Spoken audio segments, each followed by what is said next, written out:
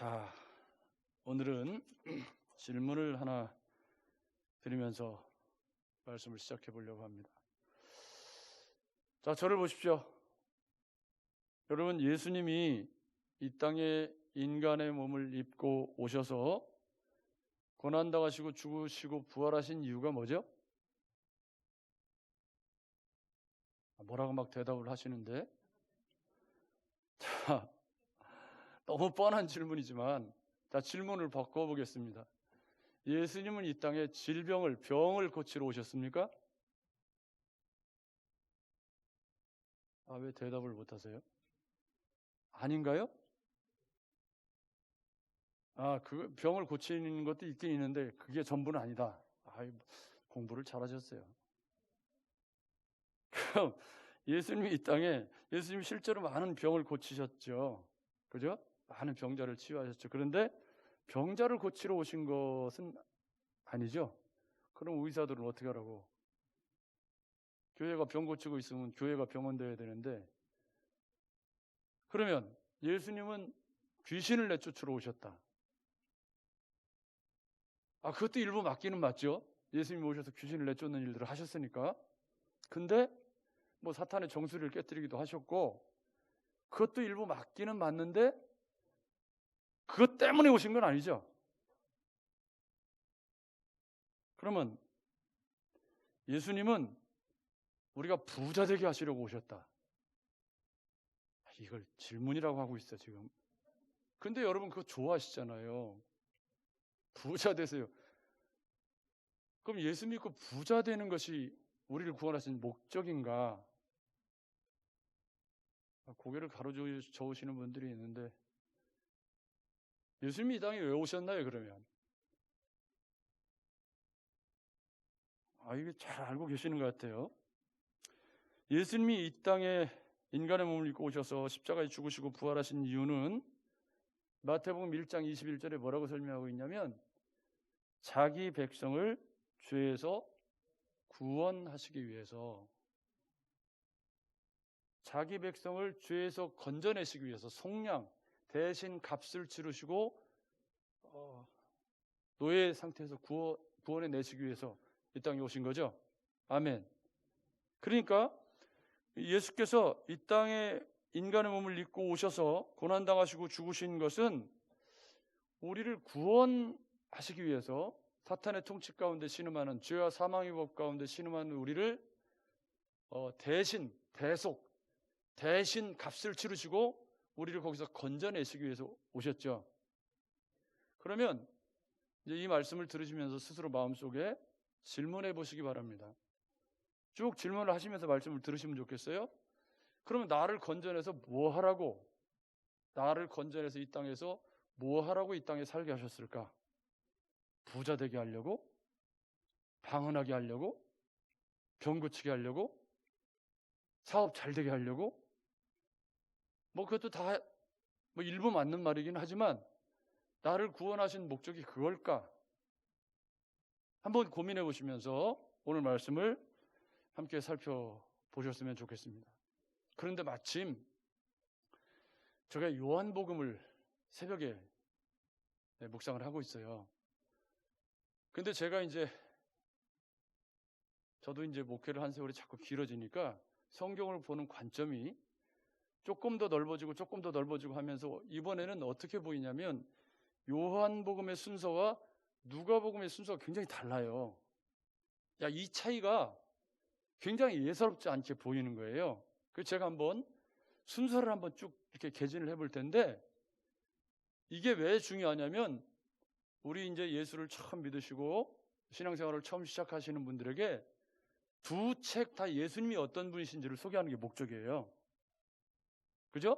예수님이 어떤 분이신가를 잘 소개하는 게 목적인데, 요한복음은 유대인과 헬라인 둘 다에게 예수님이 어떤 분이신가를 소개하려고 하는 책이고, 누가복음은 데오빌로라고 하는 이방인을 타이틀로 걸어서 그 사람을 상징적으로 모든 이방인들이 어떻게 예수가 어떤 분이신가를 소개하려는 책이에요.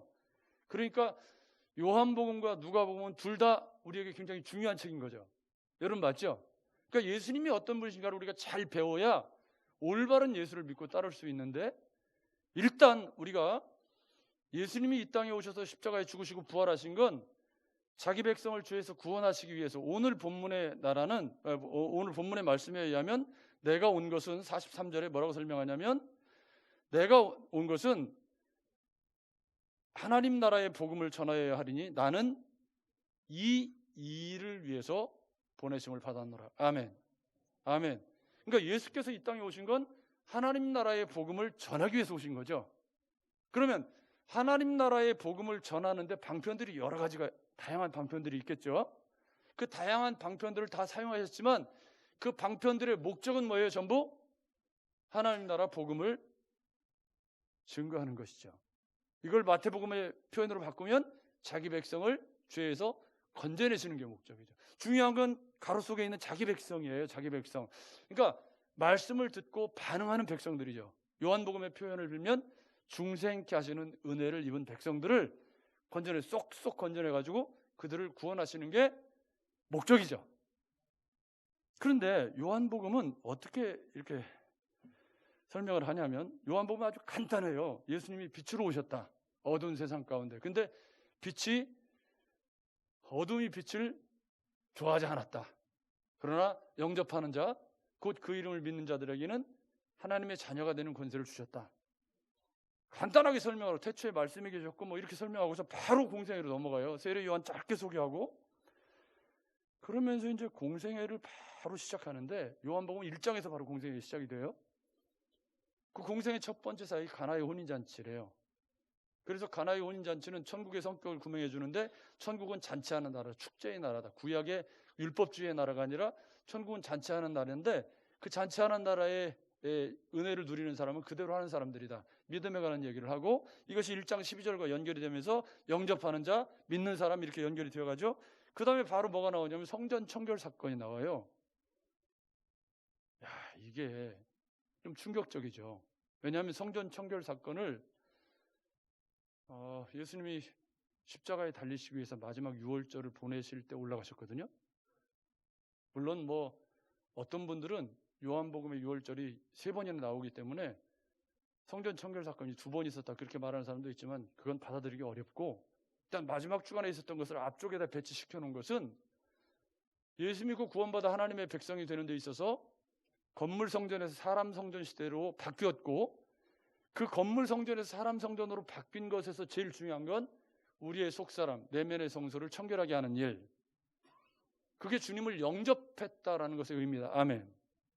주님을 영접했으면 주님이 우리 속에 들어와서 우리 속에 있는 어둠들을 몰아내고, 우리 안에 있는 좌판, 온갖 탐욕들과 더러운 것들을 몰아내서 빛의 자녀로 우리를 변화시키는 것이 주님이 우리 안에 들어오신 목적입니다. 아멘.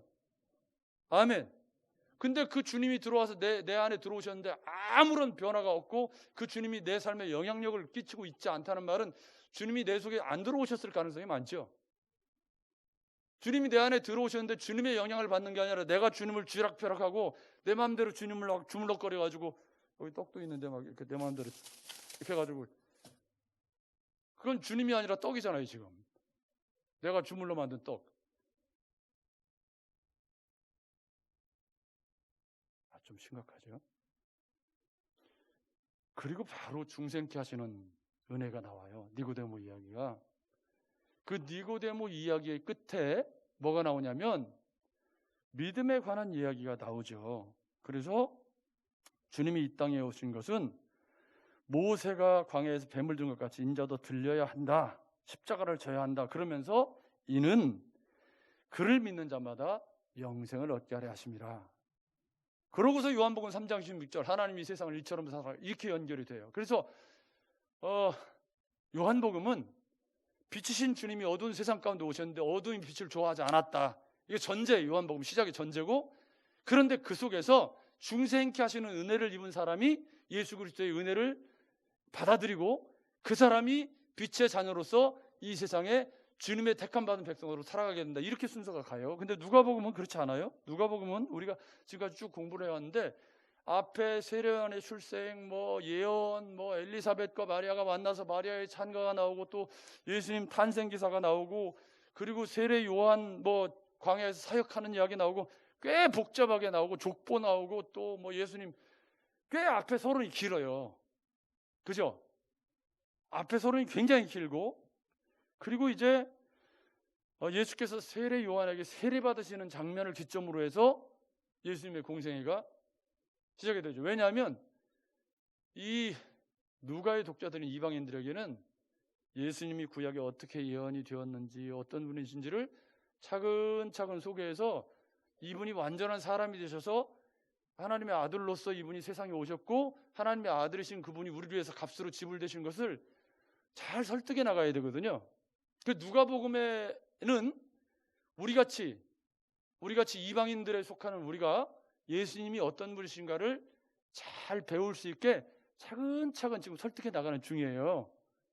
그런데 누가복음에서 소개하는 예수님은 조금 다르죠. 예수님이 일단 두 번째 아담이 되셔서, 그러니까 이제 세례를 받으시는 장면을 통해서 하늘에서 소리가 들려서 이는 내 사랑하는 아들이요 하면서 하나님께서 사람의 아들로 오신 예수 그리스도가 하나님의 뜻에 부합된 하나님의 아들이시라고 인준을 해주고, 그 인준이 끝나자마자 예수님께서 광야로 가셔서 시험을 받으시는 장면을 바로 기록을 해놨어요. 그래서 뭐라고 얘기하는 거냐면, 첫사람 아담이 사탄의 유혹에 넘어가 실수하고 넘어진 것을 마지막 아담이신 예수 그리스도께서 말씀으로 승리하셨다. 아멘. 아멘.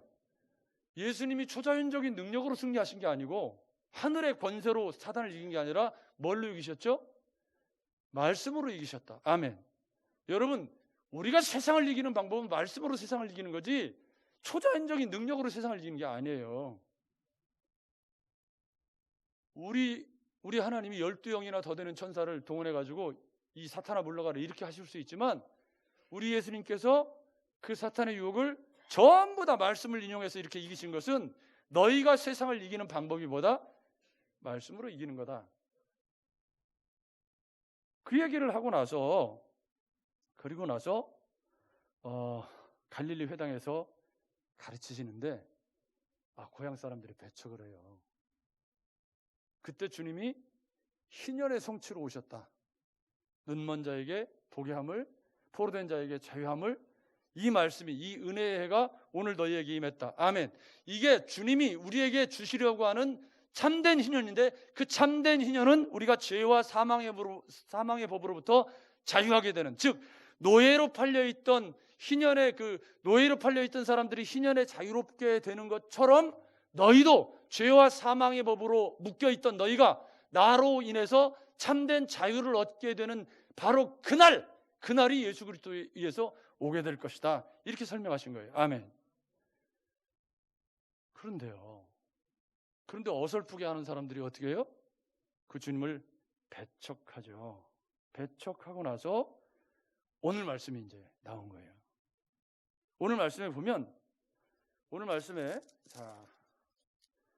31절 32절에 보면 갈릴리 가버나움 동네에 내려오사, 그러니까 아직 갈릴리예요.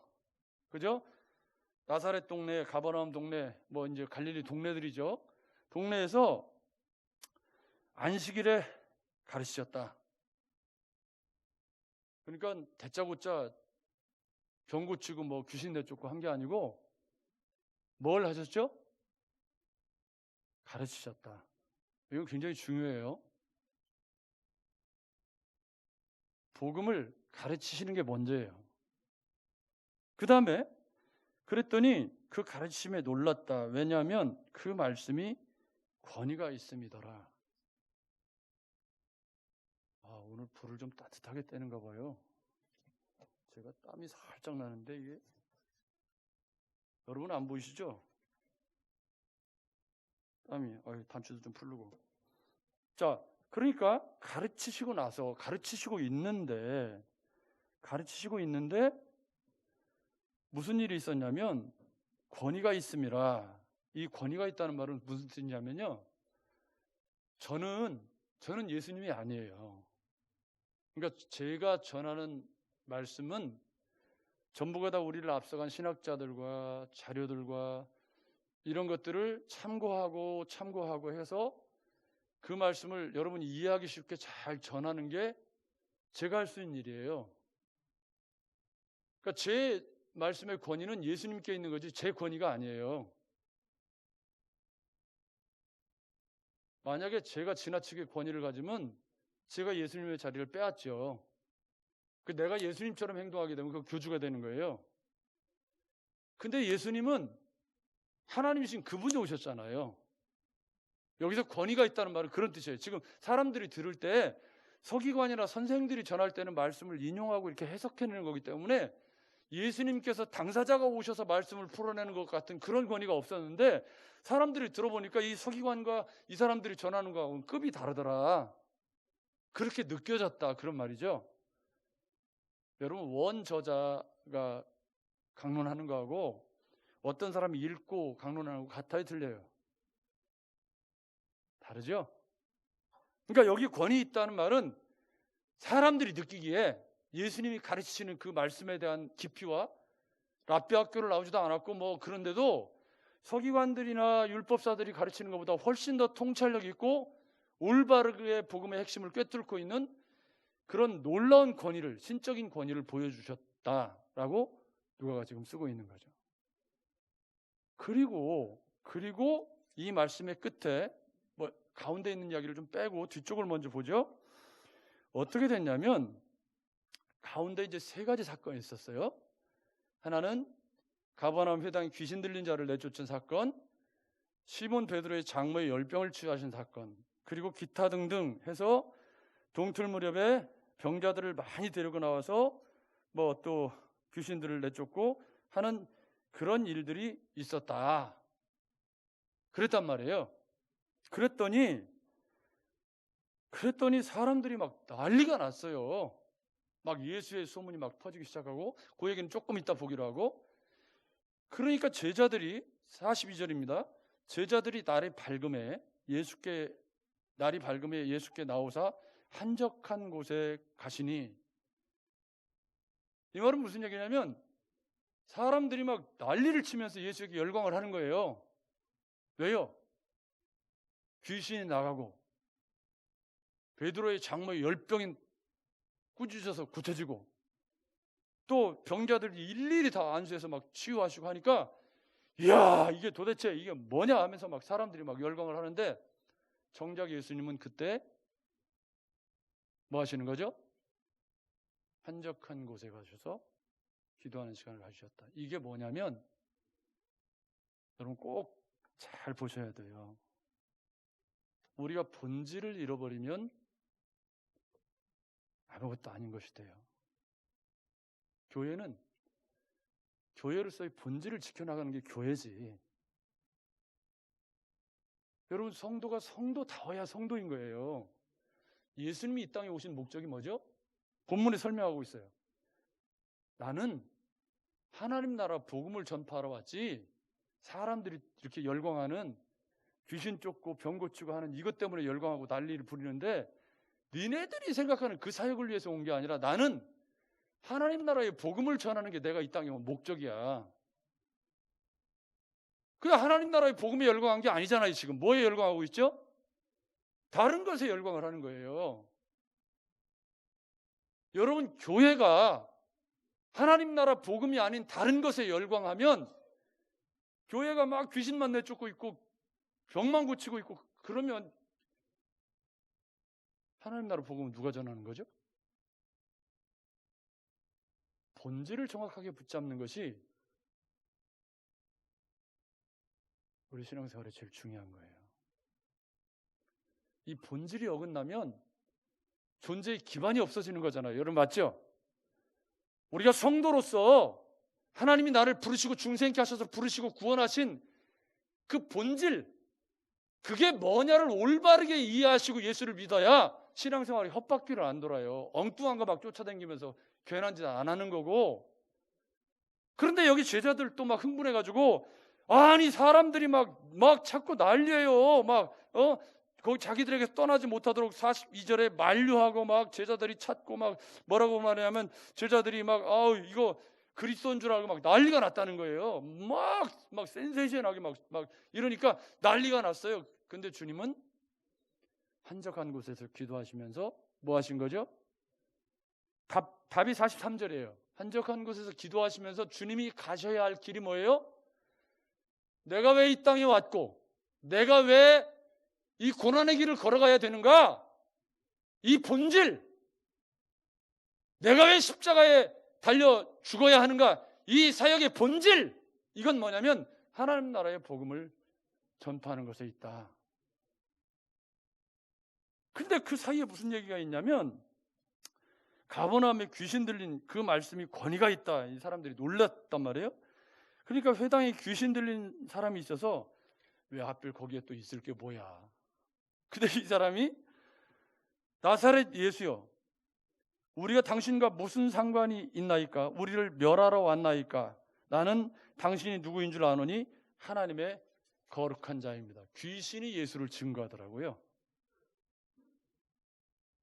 갈릴리 사람들은 배척하고 유대인들, 바리새인들도 배척하는데 귀신은 정확하게 알더라고. 이게 누가가 보여주는 역설이죠. 귀신의 입을 통해서 예수 그리스도를 증거하고 있더라고요. 근데 예수께서 그 귀신에게 꾸짖어서 이 39절에도 꾸짖으신데 병이 떠나고 또 41절에도 꾸짖으사, 계속 꾸짖었다는 말이 3번이나 반복돼요. 이건 예수께서 질병과 귀신을 꾸짖으실 수 있는 하늘의 권세를 가진 분이라는 걸 얘기해 주는 거죠. 그런데 꾸짖어서 잠잠하고 그에게서 나오라. 뒤에 보면 41절에 당신은 하나님의 아들입니다. 예수께서 꾸짖으사 그들이 말함을 허락지 아니하시니 이는 자기가 그리스도인 줄을 귀신이 알기 때문이다. 아직은 정체를 밝힐 때가 안 됐던 거죠. 어쨌든 그래서 꾸짖어서 잠잠하고 나오니까 그 사람을 무리 중에 넘어뜨리고 나오되 그 사람은 상하지 아니한지라. 36절입니다. 다 놀라 서로 말하여 이르되 이 어떠한 말씀인고 권위와 능력으로 더러운 귀신을 명함에 나가는도다. 그러니까 예수가요, 지금처럼 막 인터넷 시대에 한 방에 스타 되는 시대가 아니에요. 그리고 예수님께서 사역하신 데가 갈릴리 나사렛 변방이고요. 그죠? 지금 소문이 퍼져나간 것도 갈릴리를 중심으로 해서 퍼져나가서 예루살렘까지 쭉 이렇게 퍼져나간 거잖아요. 여러분 맞죠?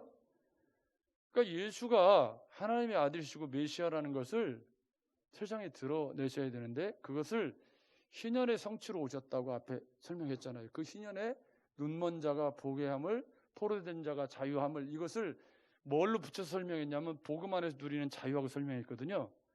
근데 그 복음 안에 누리는 자유 가운데 이 하나님 나라가 이 땅에 도래했을 때 왜곡된 질서들이 치유되고 귀신이 쫓겨나는 것도 포함되어 있죠.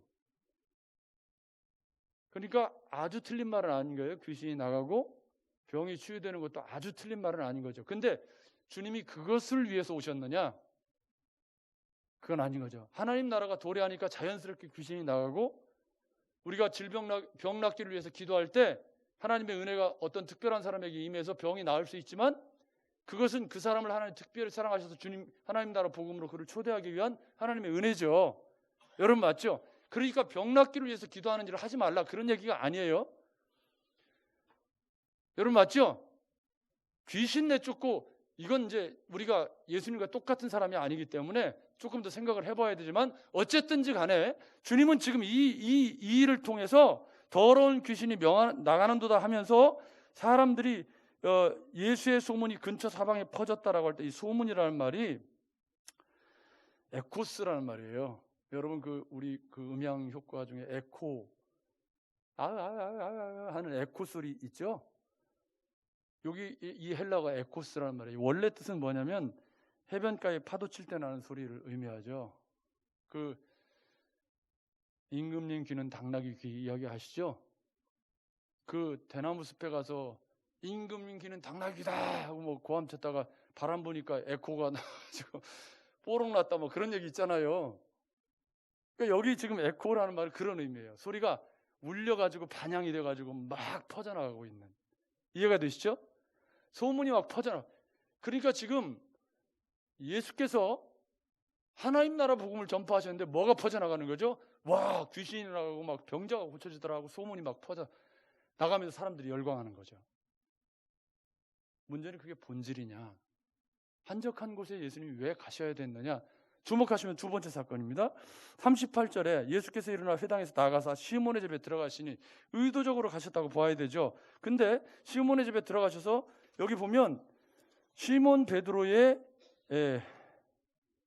장모가 중한 열병을 앓고 있는지라. 이 말은 무슨 얘기죠? 베드로가 결혼했다, 그런 말이죠. 그럼 베드로는 결혼하고 주님을 따랐다는 말이에요. 그럼 문제가 되는 게 모든 것을 버리고 주님을 따랐다는 말이 가정을 버리세요 이런 뜻이었나요? 그런 건 아니었던 것 같단 말이죠.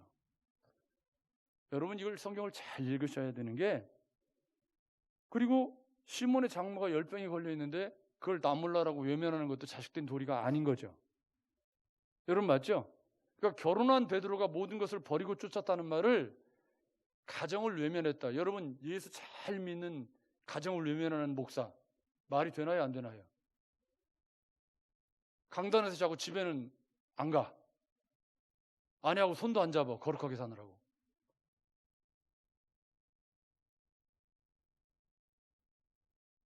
그 애는 어떻게 났어? 잘못된 거죠? 그러니까 이 말씀은 이 베드로의 장모가 열병에 걸려있는 집에 주님이 찾아가신 것은 그 안에 함축적인 의미가 굉장히 많은데, 베드로가 결혼한 사람일 뿐만 아니라 나를 따르라는 말이, 모든 것을 버려두고 주님을 쫓았다는 말이 아내도 남편도 다 외면하고 주님의 일만 하는 것을 의미하지 않는다라는 의미가 있죠. 근데 재미있는 건 누가가 이 글을 기록하신 분이 누가인데요. 이분의 직업이 뭐예요? 의사야. 그럼 의사는 열병을 볼 때 뭘로 보죠? 병리학적으로 보죠. 그러면 이 병의 병명은 장티푸스나 뭐 그런 거였을 거라고 생각해요. 말라리아나. 그러면 장티푸스와 말라리아를 여기 본문에 보니까 예수께서 서서 열병을 꾸짖으시는데 병이 떠나고, 말이 돼야 안 돼요? 제일 말이 안 되는 사람이 누구죠? 말이 안 되는 사람이 누구냐면 누가예요. 누가가 제일 말이 안 돼. 왜요? 누가의 직업이 뭐예요? 의사야. 의사의 관점으로 보면, 아니 무슨 말라리아 장티푸스가 꾸짖어서 나가요. 이게 말이 안 되지. 여러분, 맞죠? 이건 예수만 하실 수 있는 거지. 제가 열병을 꾸짖어서 나가면 그 의사들이 해야지. 여러분, 이거 잘 생각하셔야 되죠? 그러니까 누가는 지금 뭐라고 얘기하는 거냐면, 하나님의 아들이신 그분이 인간의 몸을 입고 오셔서 이 땅에 희년의 복음을 성취해 가시는데, 그 희년의 복음이 이 땅에 임해가는 중에 왜곡된 질서들이 치유하는 일들이 일어나고 있다. 그 중에 병 고치는 일도 포함되어 있다. 그래서 열병을 꾸짖었는데, 여기 보면 병이 떠나고 여자가 곧 일어나 그에게 수종드니라. 여러분, 말라리아나 장티푸스에 걸렸다가 병원에서 치료받고 나오면 바로 일어나 수종들 수 있나요? 아닌 거죠. 그러니까 이건 주님이 보여주신 표적인 거지. 병의 근원까지, 후유증까지 말끔하게 한꺼번에 치료해 주셨다, 그런 의미예요. 더 난리가 난 거죠. 해질 무렵에 사람들이 온갖 병자들을 데리고 나오매 예수께서 일일이 그 위에 손을 얹으사 고치시니, 여러 사람에게서 귀신들이 나가며 소리질러 이르되 당신은 하나님의 아들입니다. 누가는 계속해서 귀신들의 입을 통해서 예수가 뭐라고 그래요? 하나님의 아들이라고 증거하고 있죠. 이 말은 이방인 독자들에게 예수가 하나님의 아들이라는 걸 귀신도 알고 있다, 라는 얘기를 계속 하고 있는 거예요. 근데 그 예수께서 일일이 위에 손을 얹으시고 고치시니 여러 귀신이 나가면서 예수께서 꾸짖으시다 그들의 말함을 허락지 아니하였다. 그래서 이게 세 가지 사건이 있어요. 근데 여기서 제일 중요한 건 뭐냐면, 이 세 가지 사건을 통해서 소문이 메아리와 같이 에코처럼 막 퍼져나갔는데, 뭐라고 퍼져나갔을까요, 여러분? 저 갈릴리 나사렛에 예수라고 하는 사람인데 그 사람한테 가면 귀신도 나가고 병도 낫고 뭐 이 소문이 났을 거 아니에요. 그러면서 오늘 본문에 보면 날이 밝음에 예수께서 한적한 곳에 갔을 때 무리가 찾다가 만나서 자기들에게서 떠나지 못하게 만류하려 하며. 왜 못 떠나게 했을까요? 우리한테 계속 머물러서 병도 고치고 귀신도 내쫓고 계속 해줬으면 좋겠다. 그러니까 모든 병을 다 고치는 것도 아니고 모든 귀신 다 내쫓은 것도 아니고 뭐 그런 거죠. 몇 사람 거기 완 사람들 이제 치료하신 거잖아요. 근데 막 소문이 막 퍼져나가는 거예요. 여러분, 소문이 어떻게 퍼졌을까요? 하나님 나라 복음을 전하는 예수로 퍼졌을까요? 뭘로 퍼졌을까요? 근데 여기에 역설이 있어요. 여러분, 가르치시려면 사람이 있어야 되죠? 예수가 누군지도 모르는 세상에 지금 갈릴리 나사렛에서 그러니까 사실은 어찌 보면 신의 복음을 성취하시는 예수님의 길에 이 귀신을 내쫓고 치유하시는 이 일들은 예수의 소문이 퍼져나가는 일에 분명히 기여를 한 거죠. 여러분 맞죠? 그렇지만 그게 예수님이 오신 목적은 아닌 거죠. 그 일을 통해 사람들을 끌어모아서 뭐 하시는 거죠? 하나님 나라의 복음을 전파하시는 거죠. 아멘. 아멘. 여러분, 그래서 우리가 병 낫기를 위해서 기도하는 일 필요합니다. 마땅히 해야죠. 지체가 아프고 그러면. 그러나 교회의 존재의 목적이 병을 낫게 하는 것은 아닙니다. 그럼 병원이 해야 될 일이죠. 여러분 맞죠? 그러니까 여기서 물어야 될 질문은 뭐냐면, 우리가 물어야 될 질문은 우리 주님이 오신 목적이 자기 백성을 죄에서 구원하고 하나님 나라의 복음을 전파하시는 일. 아멘. 그렇게 정리했죠? 그러면 주님은 저와 여러분들을 죄에서 구원하셔서 무엇을 하기를 원하실까? 처음에 드렸던 질문입니다.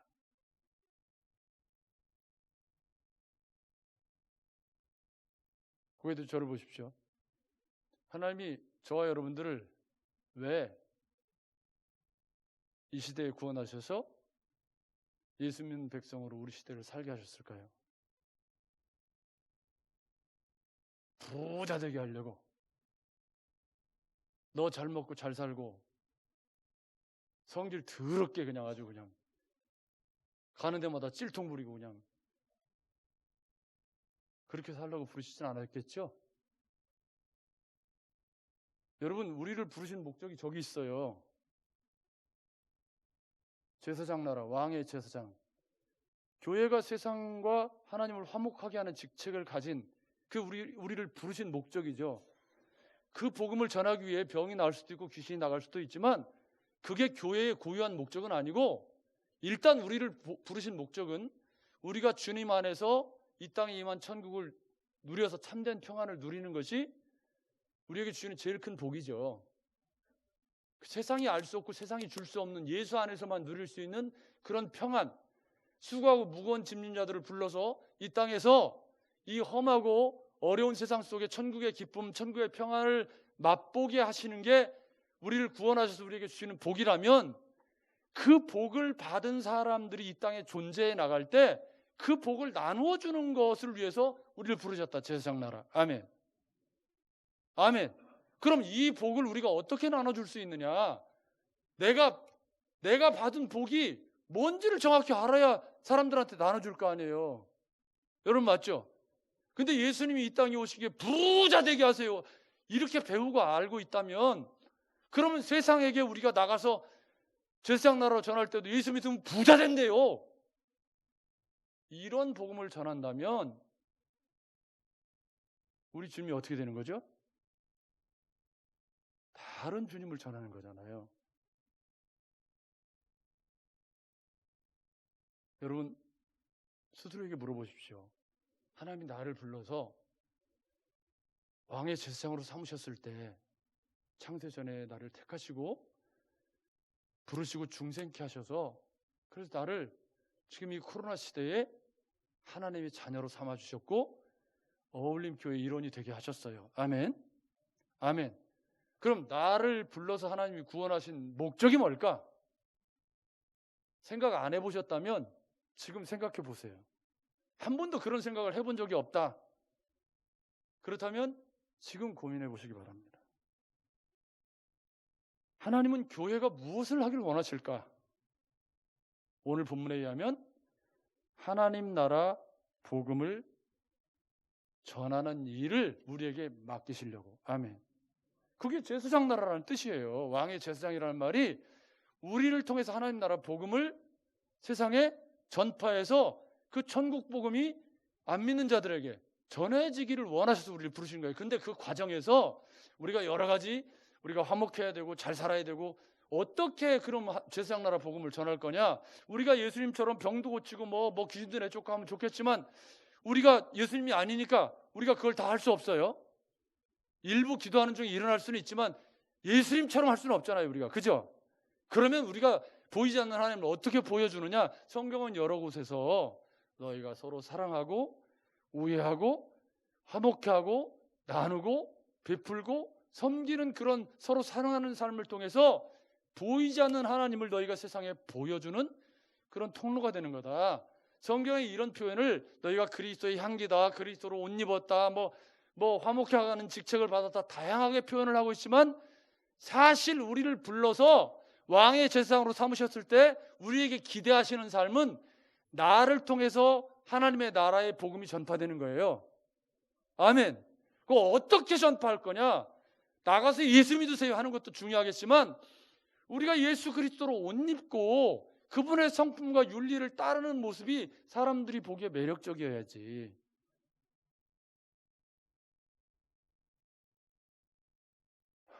자, 저 좀 봐주세요. 매력적인가 한번 봐야 돼요. 전우자 한번 돌아보시면서 이 양반이 지금 예수 믿는데 매력적인 사람인가 한번 봐봐요, 빨리. 저 전우자 돌아보면서 이 예수 믿는 사람이 인격이 매력적인가, 이게 도대체 그냥 잘 안 되지만 그 잘 안 돼요, 여러분. 그죠? 우리 안에 붙어있는 못된 성품이나 이게 금방 고쳐지면 그게 뭐 사람이 아니죠. 잘 안 고쳐져요. 그러니까 어떻게 해야 돼요?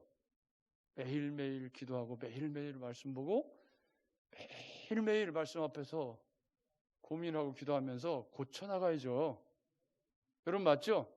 근데 그냥 가는 데마다 그릇 깨고 가는 데마다 말씀 일으키고 계속 그러면서 나는 예수 믿는 사람이에요. 그러면 어떻게 돼요? 뭐 안찰한다고 이상한 짓이나 했었고 말이지. 곤란하잖아요, 여러분. 자, 오늘 다시 생각해 보세요. 주님이 이 땅에 오신 목적이 뭐라고?